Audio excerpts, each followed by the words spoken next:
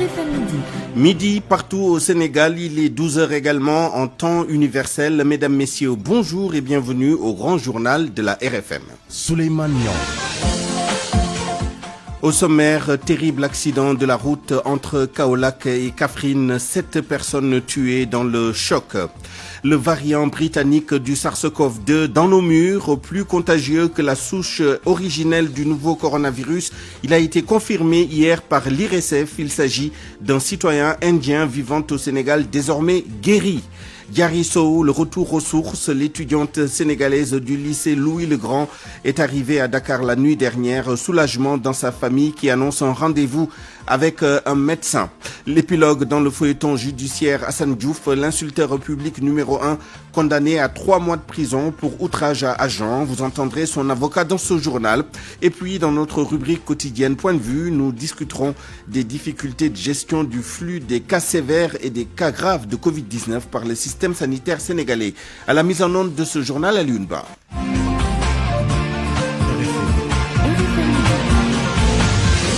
Souleymane Niang. D'abord, ce terrible accident donc qui a coûté la vie à 7 personnes. C'était hier soir sur la route reliant Kaolack et Kaffrine. Les détails avec notre correspondant Ibrahima Djamé. La violence du choc a fait que le minicar en provenance de Kaffrine a changé de direction. 8 personnes ont perdu la vie, dont 7 sur le coup. Le drame s'est produit à hauteur d'un virage au village de Dagadiakhate dans la commune de Ngatchinaoudé. Le premier adjoint au maire sous le choc témoigne. Et on a l'habitude de voir ces accidents à l'entrée du village.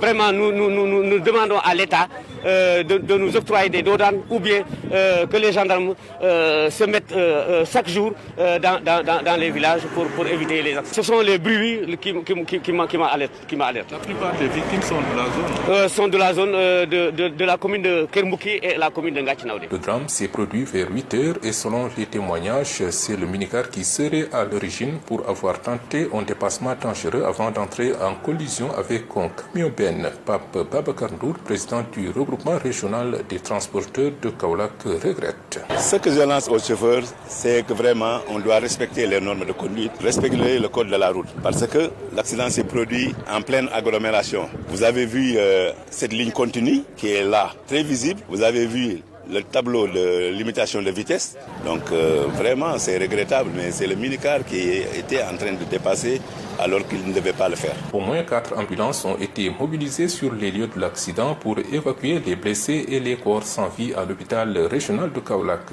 La question des ralentisseurs a toujours été une forte demande des populations de ce village qui interpelle à nouveau les autorités sur le sujet. Des carcasses et des épaves de véhicules jonchés au bord de la route au même niveau montrent que cet endroit est un théâtre d'accidents. Ibrahim Djamé Dagadiakhate, Radio Futur Média. À Kaolack, il est 12h03.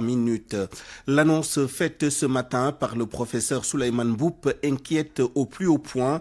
Le variant britannique du virus responsable du Covid-19 a été identifié hier par l'Institut de recherche en santé, de surveillance épidémiologique et de formation en collaboration avec la London School de Banjul. Salimata Aou. Ce nouveau variant du coronavirus pourrait être à l'origine d'une transmission très active de la maladie. Selon le professeur Souleymane Mboup, ces échantillons de la deuxième série confirment la présence du variant britannique du SARS-CoV-2 au Sénégal. L'IRSF, en collaboration avec ses partenaires de l'unité MRC Gambie de la London School à Banjul, ont procédé au séquençage d'échantillons de la deuxième vague du Sénégal par World Genome Sequencing et ont réalisé le génotypage avec la méthode de NGS, Next Generation Sequencing. La première série n'avait pas permis de trouver ces variants. Par la présente, nous vous informons avoir confirmé la présence d'un variant britannique, SARS-CoV-2, dans les échantillons de la deuxième série. Il s'agit là d'un nombre de modifications relativement important par rapport aux nombreuses variantes en circulation dans le monde. Dr Boubacar Signaté, médecin urgentiste à SOS Médecins. Aujourd'hui, il est présent dans presque 70 pays, dont par exemple la France. Et actuellement en France, cette souche-là, ce variant-là, représente à peu près 3,3% des infections en France et 10% en Île-de-France. L'Île-de-France, c'est la région qui est autour de Paris. Donc si on voit notre proximité avec ce pays-là et le nombre de vols qui quittent Paris pour Dakar. Donc, nous ne devrons pas être étonnés d'avoir ce variant-là chez nous. Et ça va être valable pour tous les autres variants. Plus les gens vont se déplacer, plus ils vont déplacer le virus et les variants avec. Le patron de l'Institut de recherche en santé de surveillance épidémiologique sonne donc l'alerte. Il faut plus que jamais respecter les gestes barrières. Du fait que ces variants se transmettent plus rapidement, ce qui pourrait expliquer la vitesse de propagation de la maladie dans certains pays, il est impératif d'appliquer scrupuleusement les mesures de prévention individuelle et collective. Avec l'apparition de ce nouveau variant, la transmission du virus pourrait augmenter et le nombre de reproductions effectives pourrait s'accroître. S'agissant de l'échantillon dont le séquençage a permis de confirmer le variant britannique, il faut d'abord savoir qu'il s'agit d'un étranger vivant au Sénégal et qui, depuis sa maladie début janvier, est guéri de la maladie ainsi que ses contacts. D'autres détails avec El Hadj Ndiogou Diène. C'est ici, au Sénégal, que le variant britannique a été découvert chez une personne de nationalité indienne, mais qui réside dans notre pays, selon nos sources. Le directeur de la prévention et porte-parole du ministère de la Santé révèle que le patient est même guéri, Dr Mamadou Ndiaye. On a trouvé que cette personne avait présenté une variante britannique pratiquement vers la fin du mois de décembre, en début janvier en réalité. Début janvier, ça a été fait, que cette personne est pratiquement guérie, on peut dire, en réalité. À chaque fois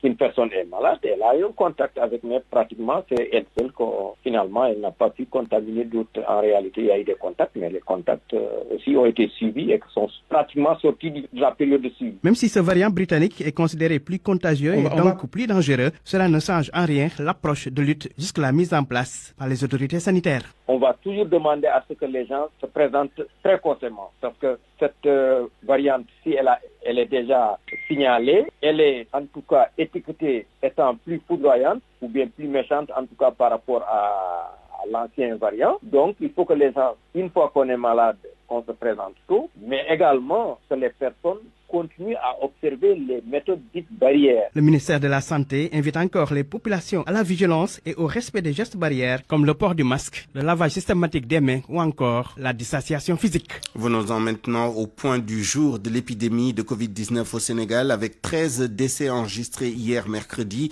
ce qui porte le bilan à 614 morts à la date d'aujourd'hui. Des 2262 tests effectués, 304 sont revenus positifs, 104 cas contacts et 200 cas communautaires. 270 patients hospitalisés ont été déclarés guéris. 53 cas graves sont pris en charge en réanimation. 13 morts en 24 heures, un record enregistré pour la deuxième fois depuis le début de la pandémie. Ce mois de janvier a battu les records en termes de létalité. Koumba Sandiane Faye. Encore 13 morts liés au Covid, c'est ce que le Sénégal a enregistré en seulement 24 heures. Ce mercredi est le deuxième jour en nombre record de décès, après le samedi 9 janvier, un jour auquel aussi 13 personnes ont succombé. 13, le nombre record depuis le 2 mars, début de l'apparition de la maladie au Sénégal. Le Covid-19 tue encore en l'espace d'une semaine, c'est-à-dire du jeudi 21 janvier à ce jour, 68 âmes ont péri. Un rythme de cas de décès intense, c'est même le mois de janvier qui est le mois le plus meurtrier du Covid au Sénégal et comme dans beaucoup d'autres pays du monde. Depuis le début de la pandémie, 614 vies ont été perdues, liées bien sûr à la maladie au Sénégal. Même si le nombre de cas graves admis en réanimation reste plus ou moins stable, 53 le jeudi 21, il y a une semaine, et 47 aujourd'hui. Aujourd'hui même, 3701 sont encore sous traitement. Le nombre de cas graves ou cas sévères est-il lié au nombre accroissant des cas testés positifs et le nombre inquiétant de morts a-t-il un rapport avec le nombre de cas graves ou peut-être la circulation depuis longtemps des variants britanniques, sud-africains ou brésiliens, même si l'RSF n'a annoncé la présence du variant britannique SARS-CoV-2 dans des échantillons qu'aujourd'hui, des variants beaucoup plus contagieux, ce qui pourrait expliquer une grande vitesse de propagation, d'où la hausse des cas positifs et cas graves et donc hausse du nombre de décès. Au moment où au Sénégal, les gestes barrières sont encore ignorés, le vaccin pas encore aperçu et que des pays de l'Union européenne commencent déjà à souffrir de pénurie de vaccins. Voyons maintenant les causes de décès et le profil type des victimes du Covid-19 avec le docteur Boubacar Signaté, joint par Salimata Aou. On va peut-être commencer par ceux qui tombent malades, c'est-à-dire que ceux qui sont infectés. Quand on regarde cette proportion-là, les plus de 60 ans représentent 22% des malades. Les 45-59 ans représentent à peu près 25%, entre 24 et 25%. Et les 35-44 ans représentent 22%. Donc on voit que ceux qui tombent malades, dans 70% des cas, ont entre 35 et plus de 60 ans. Maintenant, quand on regarde les décès, ceux qui meurent, c'est ceux qui ont surtout plus de 60 ans. Ils représentent à peu près 79% des décès, alors qu'ils ne représentent que 22% des malades. Donc c'est eux qui sont les plus touchés par les décès. Ensuite arrivent les 45-59 ans, qui représentent à peu près 12% des décès. Et les 35-44 ans représentent à peu près 5% des décès. Et dans ce groupe-là, si on répartit en fonction du sexe, les hommes meurent 3 fois plus que les femmes. Donc, c'est 3 hommes pour une femme. Et quand on regarde un peu dans le détail de ces décès-là, 98% de ces décès-là ont une comorbidité. Dont, par exemple, 32% sont des hypertendus et 28% sont des diabétiques. Arrivent ensuite les autres comorbidités, les problèmes cardiaques, les problèmes vasculaires, les problèmes respiratoires. En tout cas, la situation est grave au niveau international. L'OMS tire la sonnette d'alarme, surtout par rapport au nouveau variant du Covid-19. L'OMS espère avoir 6 millions de doses de vaccins pour vacciner 20% de la population avant la fin de l'année. L'organisation invite les États à redoubler d'efforts pour vaincre la maladie. Barthélémy Ngom a suivi la conférence de presse virtuelle de l'OMS en Afrique sur le Covid. L'Afrique est à la croisée des chemins. Une alerte du docteur Moeti, directrice régionale de l'OMS, qui interpelle d'ailleurs les États. L'Organisation mondiale de la santé annonce qu'une vingtaine de pays africains sont déjà touchés par le nouveau variant de la Covid-19. Mais les experts restent optimistes quant à l'efficacité du vaccin contre ce nouveau variant. D'ailleurs, ils disent travailler pour que les pays africains accèdent le plus rapidement possible au vaccin. L'OMS espère avoir 6 millions de doses avant la fin de l'année pour pouvoir vacciner au moins 20% de la population africaine. Et c'est dans cette logique que l'organisation invite les populations à aller se faire vacciner au vu de la gravité de la maladie. L'OMS dit ne pas comprendre l'attitude des Européens qui ont augmenté le prix du vaccin pour les pays africains. Enfin, l'organisation invite à nouveau au respect des mesures sanitaires édictées et d'éviter tout rassemblement. Pour moi, RFM, c'est la radio de la réactivité. RFM, partout, tout le temps. Affaire Diary Sow, l'étudiante sénégalaise au lycée Louis-le-Grand de Paris est arrivée au Sénégal hier mercredi, mais selon nos sources, elle n'est pas rentrée directement chez elle à Malicounda. Diary Sow se trouve présentement chez son parrain Serigne Mbaye Thiam, un peu déprimée. La meilleure élève du Sénégal a rendez-vous avec des médecins, selon Abdourahmane Diallo qui a mené l'enquête. Au lendemain du retour de Diary Sow au Sénégal, l'axe chez elle au quartier Croisement Malicounda est interdit à toute personne étrangère. D'ailleurs, la porte est fermée, aucun membre de la famille ne veut s'exprimer officiellement. N'empêche, certains nous ont filé des informations off the record. Selon eux, Diary Sow est bel et bien arrivée au Sénégal, mais elle n'est pas présentement chez elle au Croisement Malicounda. L'étudiante du lycée Louis-le-Grand de Paris est chez son parrain Serigne Mbaye Thiam à Dakar. Selon toujours nos sources, elle est arrivée à Dakar un peu déprimée et d'ailleurs elle devrait même rencontrer des médecins. Malgré cette situation, ses proches se disent soulagés de savoir que Diary est saine et sauve. Il faut rappeler que Diary Sow a été portée disparue le 4 janvier dernier avant d'être retrouvée le 23 janvier à Bruxelles par son parrain Serigne Mbaye Thiam pour la ramener le lendemain à Paris puis au Sénégal hier à bord du vol Air Sénégal RFM Bourg. Abdurrahman Diallo. Nous évoquions au début de ce journal ce grave accident qui a coûté la vie à 7 personnes entre Kaolack et Kaffrine. Nous venons d'apprendre que le bilan s'est aggravé avec une 8e mort consécutive donc à cet accident survenu hier soir sur la route Kaolack-Kaffrine. Le verdict est tombé dans l'affaire Hassan Diouf. Ce matin, il a été condamné à 3 mois ferme pour outrage à agent. En revanche, celui qui était surnommé l'insulteur public numéro 1 a été disculpé pour les autres chefs d'inculpation, comme l'offense au chef de l'État et les injures publiques. Ses avocats se disent déçus du verdict et n'excluent pas d'interjeter appel. Écoutons Maître Cyril Clédor Ly au téléphone avec El Hadj Ndiogou Diène. Je suis déçu simplement parce que je constate que notre système judiciaire est en déclinaison. Tous les citoyens sont menacés.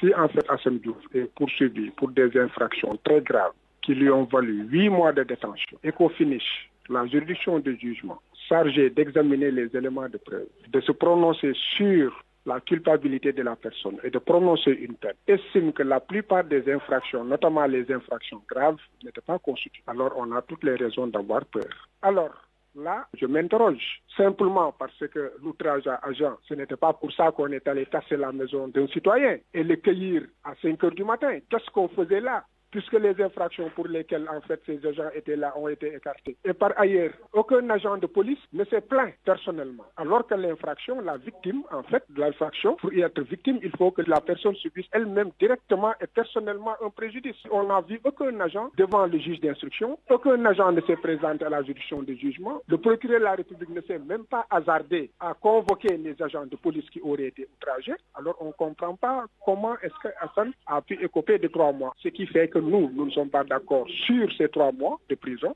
et c'est la raison pour laquelle nous projetons de faire appel si Hassan continue le combat. Cette information que nous avons reçue tout à l'heure, Mamadou Mbeng dit Baye Diop, élu maire de Dalifort, le candidat de Benno Bokk Yakaar, succède ainsi à Feu Idrissa Diallo, décédé il y a maintenant quelques semaines. Mamadou Mbeng dit Baye Diop a battu donc le candidat de Taxawu Dalifort, Thierno Fall, poulain du défunt, qui était un poulain du défunt maire. Nous reviendrons plus largement sur cette information.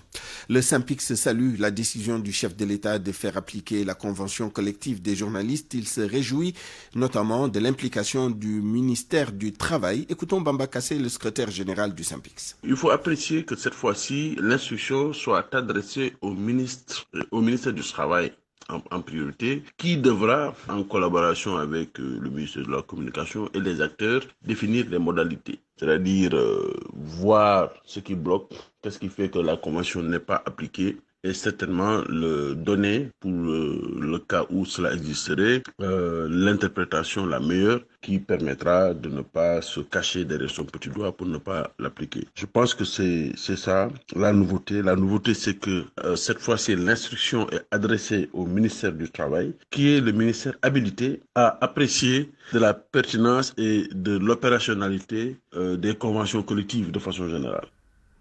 Reparlons de l'indice de perception de la corruption au Sénégal. Notre pays, toujours dans la zone rouge, avec la note de 45 sur 100. Le rapport parle d'absence réelle de volonté politique pour lutter contre le phénomène. Mohamed Ali Mouba a parcouru le rapport. Voici sa synthèse. Ce n'est pas une nouveauté. Le Sénégal a cessé de progresser dans son score sur l'indice de perception de la corruption. 45 sur 100 depuis 2012. La nouveauté, c'est que le rapport désigne directement le président de la République comme étant celui qui parraine la malgouvernance par l'impunité. Il en veut pour preuve l'affaiblissement réel de la volonté politique effective de lutter contre la corruption, mais aussi à une situation de malgouvernance actée par un accroissement volontaire et inquiétant de l'impunité. L'absence de reddition des comptes des marchés passés sous le régime dérogeant au code des marchés publics pointait aussi notamment au ministère de la Santé, au ministère du Développement communautaire et au ministère du Tourisme.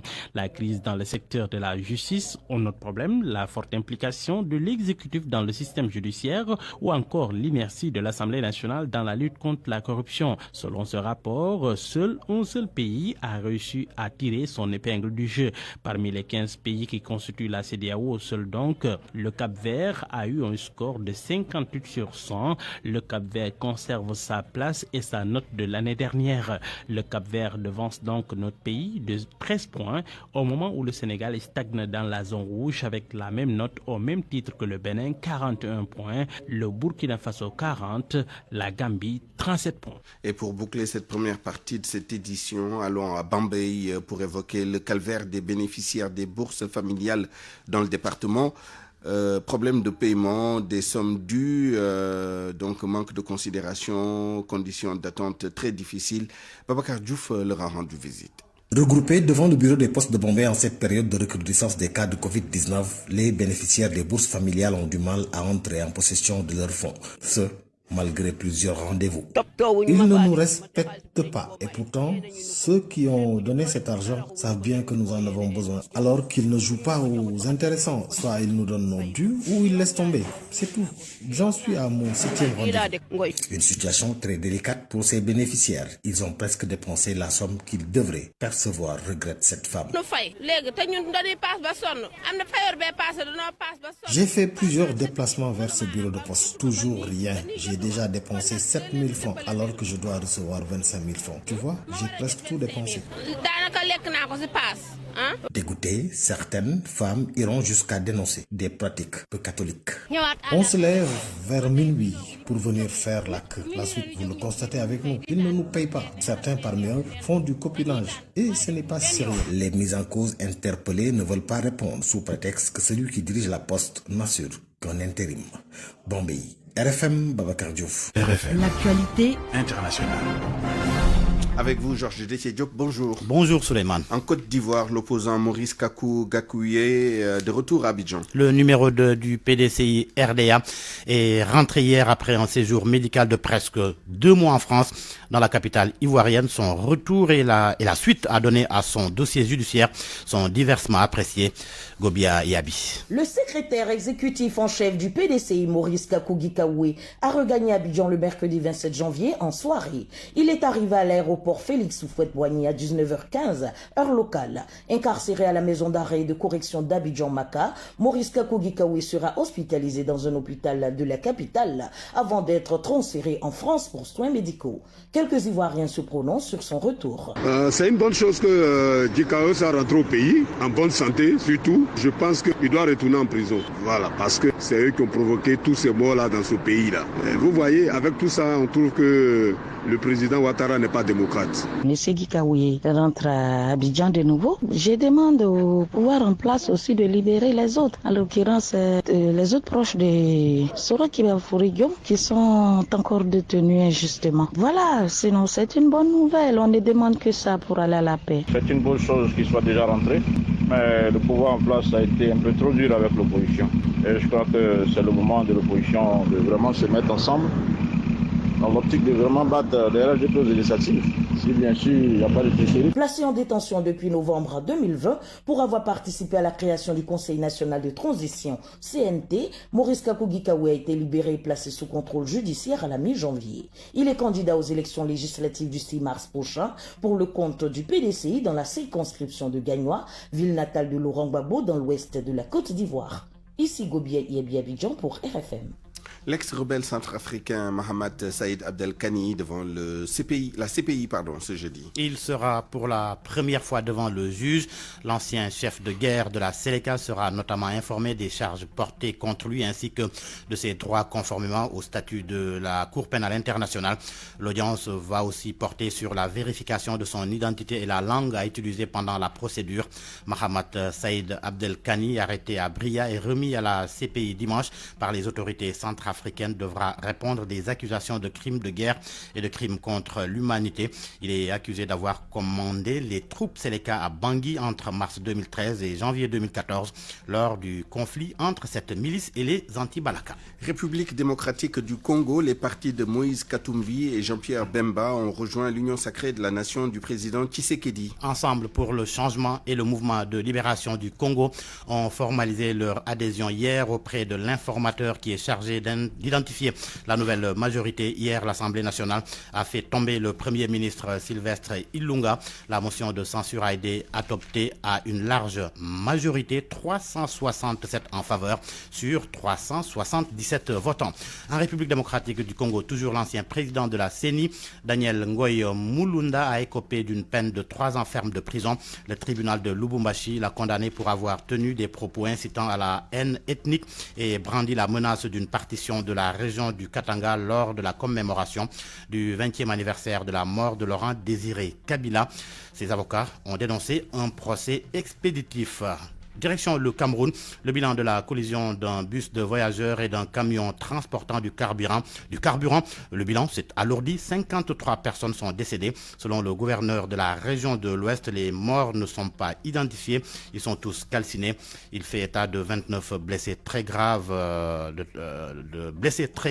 L'accident s'est produit hier matin dans le département de Menwa à l'ouest du Cameroun. L'on parle à présent, Souleymane, du coronavirus. Bill Gates veut que les pays pauvres disposent du vaccin. Il appelle les pays riches à contribuer financièrement à l'opération de collecte de fonds. Sur France Info, le fondateur de Microsoft a déploré le manque d'égalité dans l'accès au vaccin.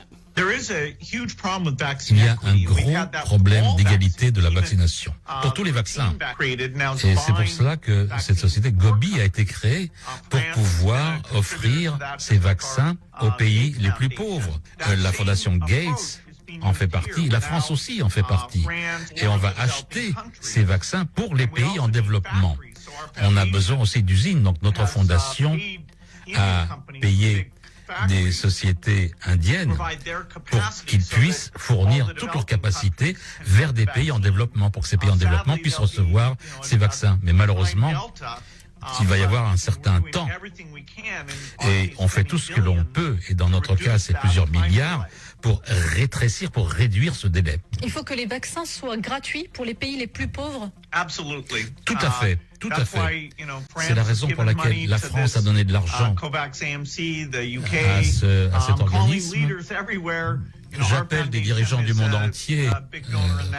Notre fondation aussi le fait, tout comme nous le faisons pour les autres vaccins. Fin de quarantaine ce jeudi pour l'équipe de l'OMS envoyée en Chine. Elle va pouvoir entamer ses investigations sur le terrain et remonter aux origines du Covid-19. Les experts de l'OMS sont arrivés le 14 janvier à Wuhan, ville considérée pour le moment comme le point de départ de la pandémie. Et pour terminer, la visite annoncée du pape François en Irak début mars. Le souverain pontife va rencontrer le grand ayatollah Ali Sistani, plus haute autorité chiite d'Irak. L'annonce est du cardinal irakien Louis Raphaël Sako. Merci Georges Détidio, puis il est 12h27. Parole aux auditeurs. L'actualité, qu'en pensez-vous? Moi, je pense que vous devez. Réagissez dans nos éditions d'information sur l'actualité. Bonjour. Du lundi au vendredi, vous avez la parole sur RFM. Point de vue, ce sera dans une dizaine de minutes et nous discuterons des difficultés de gestion du flux des cas sévères et des cas graves de Covid-19 par le système sanitaire sénégalais. Avec nos deux invités, Moussa Sam Daf, directeur de l'hôpital d'Al Diam de Guédiawaye, qui dispose d'un CTE, un centre de traitement épidémiologique, et le docteur Babacar Niang, directeur de la clinique Suma Assistance. RFM Sport. Bienvenue à vous, Chatidiane Diagne. Merci à vous, Suleiman, et bonjour à tous. Le journal des sports, c'est d'abord Crespin Diatta, voilà. Dans le championnat français. Aliou Cissé donne son feu vert. Ah oui, le sélectionneur national qui se trouve actuellement dans la capitale du Sud à Ziguinchor bénit le choix de l'attaquant sénégalais. À son avis, ça reste un tournant décisif dans la carrière de Crépin Diatta. Aliou Cissé est au micro de Lamine Ba. Je trouve que c'est très bien, c'est une évolution logique. Par rapport à ce que le garçon est en train de faire depuis 2-3 ans avec l'équipe nationale, mais avec Bruges. Monaco est un grand club, un club qui compte dans l'échiquier européen. J'ai l'impression qu'il y a un projet aujourd'hui qui est en train d'être mis en place par les dirigeants et les propriétaires du club. S'ils pensent à Crépin, c'est qu'ils pensent que Crépin a sa place dans ce projet-là.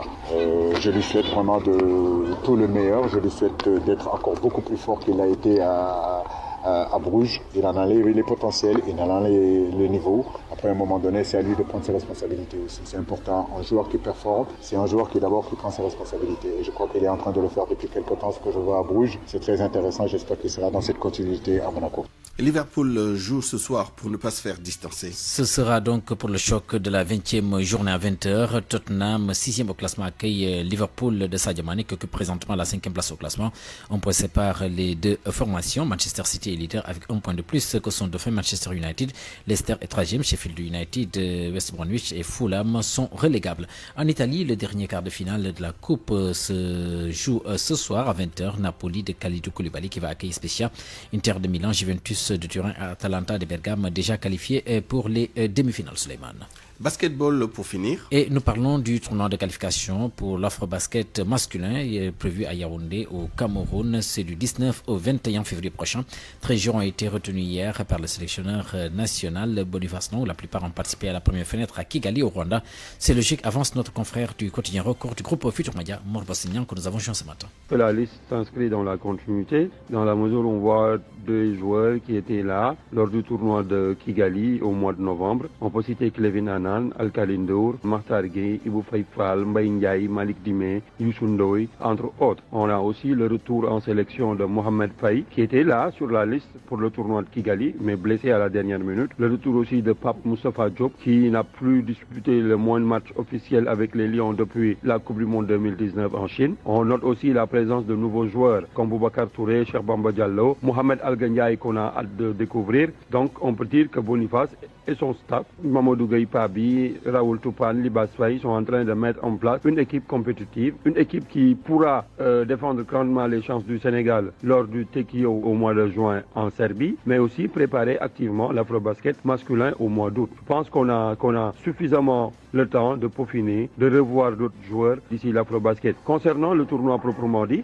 le Sénégal est déjà qualifié. Le Sénégal a remporté ses 3 premiers matchs au mois de novembre à Kigali. Donc, ce tournoi de Yaoundé va juste permettre au staff dirigé par Mamadou Gueye Pabi, qui sera assisté de Raoul Toupane et Libas Faye, de peaufiner leur jeu, de revoir d'autres systèmes, mais aussi de donner beaucoup plus de confiance à certains joueurs en direction de l'Afro-Basket et du Tekio. Voilà, Mor Bassignan, notre confrère du quotidien Record du groupe Futur Media, qui donnait son avis sur l'application de la liste de l'équipe du Sénégal devant prendre part au tournoi masculin de qualification pour l'Afro-Basket 2021. Suleiman. Et c'est la fin de ce journal des sports à 12h32 minutes. Presque du jour. Le travail et l'esprit d'équipe, voilà ce qui compte chez Beko. Être à l'écoute de vos préoccupations et vous offrir des solutions intelligentes, novatrices, qui vous simplifient la vie, voilà la clé du succès de Beko qui a persuadé 447 millions de foyers à nous faire confiance. Beko, numéro 1 de l'électroménager en Europe, partenaire de votre quotidien. Jusqu'au 31 janvier 2021, toute la gamme Beko est en fait chez Electronic Corp avec des remises exceptionnelles. Electronic Corp, partenaire des grandes marques. Electronic Corp et sa gamme Beko, numéro 1 de l'électroménager en Europe, vous offre votre revue de presse. C'est Georges Detidjop qui a lu pour nous la presse de ce jeudi 28 janvier 2021. Fin de cavale pour les présumés meurtriers de la famille Diol à Denver aux États-Unis. Ils sont au nombre de 3 et ont été arrêtés hier. Les journaux L'Observateur, Vox Populi et Les Échos se font donc l'écho de leur interpellation. L'annonce a été faite par la police. Il s'agit de jeunes âgés de 15 et 16 ans. Ils sont suspectés d'avoir mis le feu à la maison de Djibril Diol qui y a péri avec toute sa famille. C'était le 5 août 2020.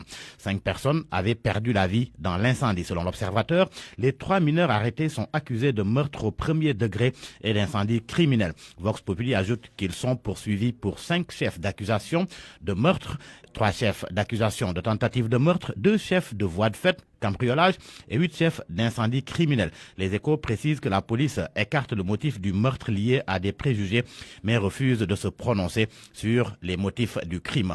Affaire donc à suivre. Hier, le Sénégal a enregistré 9 décès liés au Covid-19, ce qui, selon Source A, fait culminer le nombre de morts à 601. Source A qui, sous un autre registre, s'arrête sur le cas des 2071 agents de police et gendarmerie mobilisés dans les régions de Dakar et Thiès pour les besoins du couvre-feu. Le journal se pose la question de savoir s'ils vont bénéficier de primes de motivation. Le personnel soignant aussi va-t-il en percevoir? Question à plusieurs inconnus. En tous les cas, durant la première vague, les forces de défense et de sécurité avaient reçu en guise de rétribution 2000 francs CFA par nuit, là où les blouses blanches percevaient entre 50 000 et 150 000 francs CFA, indique mon confrère. Le coronavirus toujours. Comment se protègent les autorités? Réponse dans l'Observateur. Le journal s'arrête ce matin sur les dispositifs anti-Covid du président Sall, des khalifes généraux et de l'archevêque de Dakar. Moins de collaborateurs, moins de contacts, suspension des visites et autres audiences, bouleversement de leur emploi du temps. Comment Macky Sall, Serigne Mountakha Mbacké, Serigne Babacar Sy Mansour et Monseigneur Benjamin Ndiaye se barricadent contre le virus? Réponse à la page 3 de l'Observateur. L'accès au vaccin en question. Enquête affirme que l'Afrique fait face à la loi des plus forts. En cause, le journal relève que pendant que Washington et Londres se taillent la part du lion pour les vaccins Pfizer, Moderna et AstraZeneca, l'Union européenne peine à s'approvisionner. Pour leur part, les pays africains crient au scandale, accusant les nantis d'avoir commandé plus de doses qu'ils n'en ont réellement besoin. Toutefois, selon enquête, de minces espoirs existent pour l'Afrique grâce au mécanisme COVAX et aux alternatives russes et chinoises.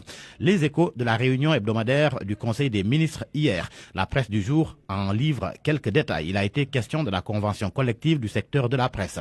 À ce propos, le quotidien national Le Soleil indique que Macky Sall veut une application effective des textes. Le Conseil a aussi évoqué la lutte contre l'émigration clandestine. C'est ce qui retient l'attention du quotidien Le Quotidien. Le journal Le Quotidien nous apprend que Macky Sall a demandé un rapport sur les projets financés et l'emploi des jeunes. Le journal souligne que les financements de la lutte contre l'émigration clandestine sont en train de devenir un sujet d'intérêt national. Après la sortie de l'Union européenne, qui a investi 180 milliards de francs CFA au Sénégal, le chef de l'État a demandé donc la publication d'un mémorandum du gouvernement sur la politique et les projets mis en œuvre ainsi que les ressources mobilisées jusqu'ici. Le journal LAS lit cette instruction du président de la République à l'affaire Boubacar Seye et clame que Macky réclame des comptes. Le chef de l'État qui, si l'on se fie au journal Les Échos, va tenir sa promesse de régularisation des victimes des démolitions de Mbour 4. C'est le ministre Yankoba Diattara qui l'a interpellé hier en marge du Conseil des ministres. Mais, précise Les Échos, ne sont concernés que ceux qui étaient recensés au sein de la commission qui était mise en place. À la une de Sud Quotidien, les opérations de sécurisation contre les dernières bastions rebelles en Casamance. Les zones concernées, les forêts de Bilas, Bofa, Sikoun, Mbissine dans la région de Ziguinchor. Sud révèle que le premier bilan fait état d'énormes pertes dans le camp rebelle avec des bases rebelles démantelées et des éléments armés qui fuient vers la frontière bissau-guinéenne. La délégation générale au renseignement national a un nouveau patron, le général Chersen. L'info est à la une du quotidien Le Témoin. Mon confrère rapporte que l'ancien haut commandant de la gendarmerie nationale vient d'être porté à la tête de la structure qui coordonne tous les services de renseignement du pays. Du coup, il devient, selon Le Témoin, le monsieur grand